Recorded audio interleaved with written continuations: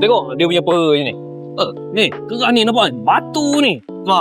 Untuk bahagian quadricep ni kan. Ya, Katanya mesin ni yang kau tengok sekarang ni kan, bagus untuk quadricep. betul. Tapi dia tak rasa sangat lah dekat lutut. Betul. Mesin ni kalau korang buat squat biasa, okey, sakit lutut korang, korang kena guna Kena try mesin lah. mesin ni lah. Betul. Macam mana pakai dia? Jom. Kau tengok sini, banyak Okey. pegang sana sini. Cara dia angkat. Okey. Okey, Oh, turun. tarik tu je. Betul. Betul? So, ternafas. Ternafas.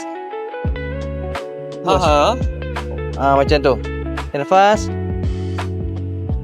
Jadi lutut tak ke depan sangat lah. Lutut tak sakit sangat. Kalau kau tengok ada spring kan, dia membantu lah. Bila kita turun tu, dia akan kurangkan kita punya resistance tu. Baik. So tengok bila kita turun kan, dia punya dia membantu. Yelah. Dia membantu pak. Macam tu. Dia tolong tarik sikit lah, kurang lah tekanan dekat bahagian lutut. Betul. Menarik So lah. kalau korang sakit lutut, ni mesin ni okey lah. Lagipun yang paling best sekali dia safety. Korang tengok masa turun kan, dia sangkut dah. Betul lah. Kalau korang yang mana yang nak try mesin-mesin yang menarik, yang tempat lain takkan jumpa lah. Dia takkan jumpa. Ini Tempat lain world memang class, takkan world jumpa. class.